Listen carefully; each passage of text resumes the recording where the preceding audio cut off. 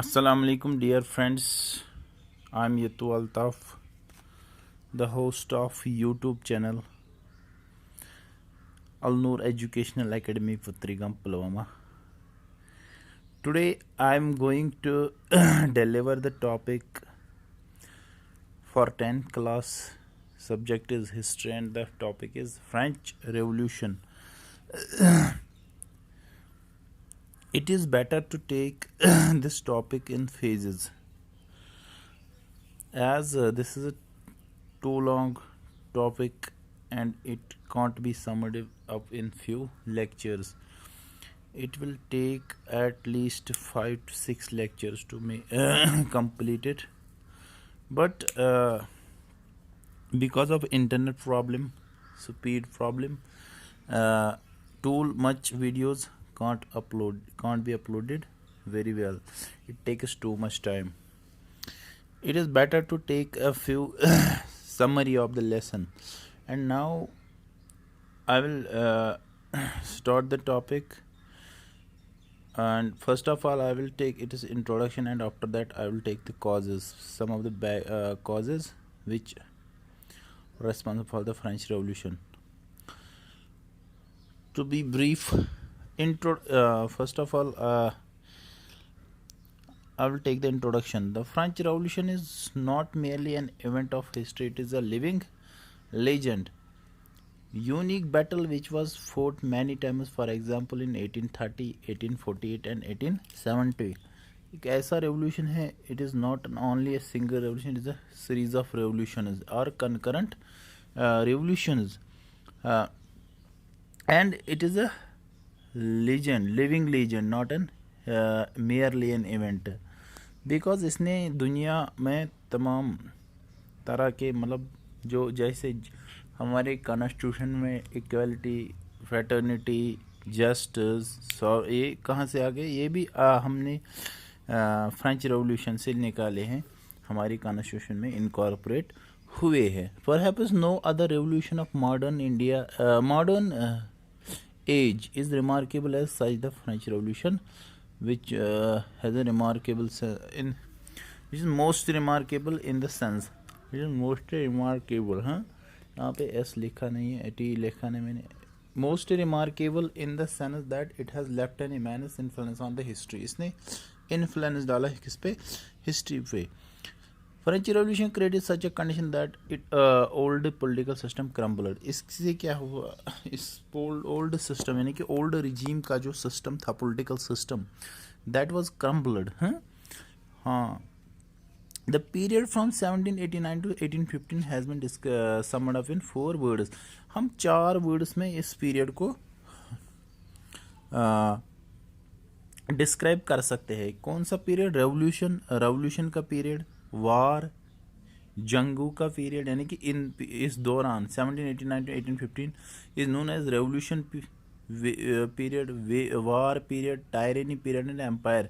जुल्म, बहुत बेतहाशा जुल्म था, एंड एम्पायर भी इसी में स्टार्ट होनी बन गई.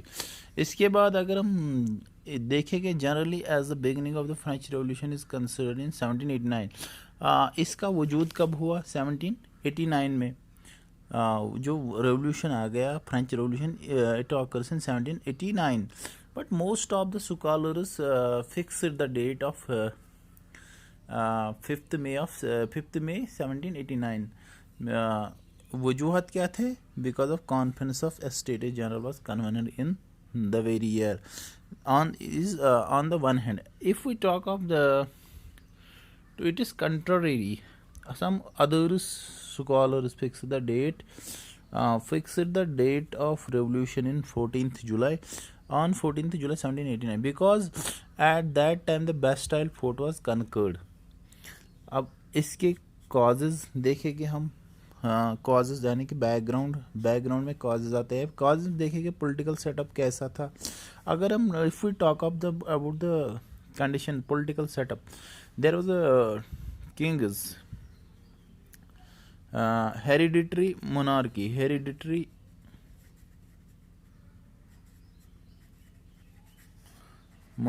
यानी कि मोनार्की थी, लेकिन क्या थी, हेरिडिटरी.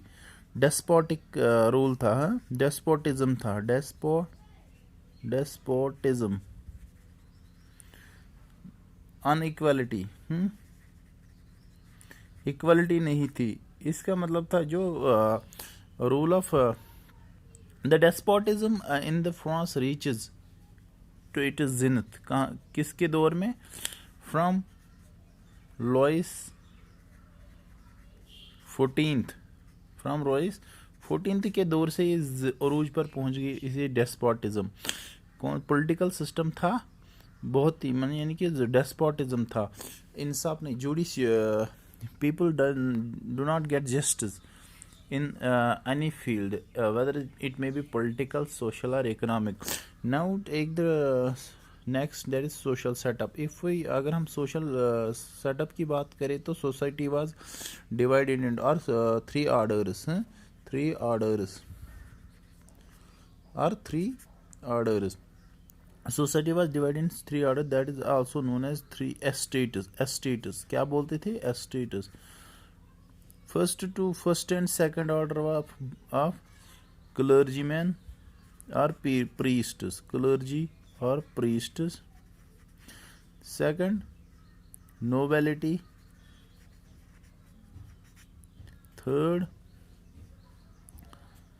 थर्ड आता है बोर्जुआइज यानी कि other, bourgeoisie peasants, bourgeoisie peasants, labours. जो ये पहले वाले दो एस्टेट्स या social order, clergyman or priest and nobility, these comprised of privileged and this third class is unprivileged class. इन दो को कहते हैं और aristocracy class, but third one that is comprised of bourgeoisie and is known as it is known as unprivileged unaristocratic class. तो क्या था ये जो unprivileged class consist of 96% population, क्या कर रही थी? 96% पॉपुलेशन एंड दिस एरिस्टोक्रेटिक और privileged class consist of 4% of population. So the 4% population rules over the 96% population. This is a very big issue and it अगर हम देखेंगे इनको हक नहीं थे उतने, यानी कि ये कानून बनाते क्लर्जीमैन एंड ये ऑन कर इकोनॉमिक फ्रंट की तरफ अगर देखें हम, जो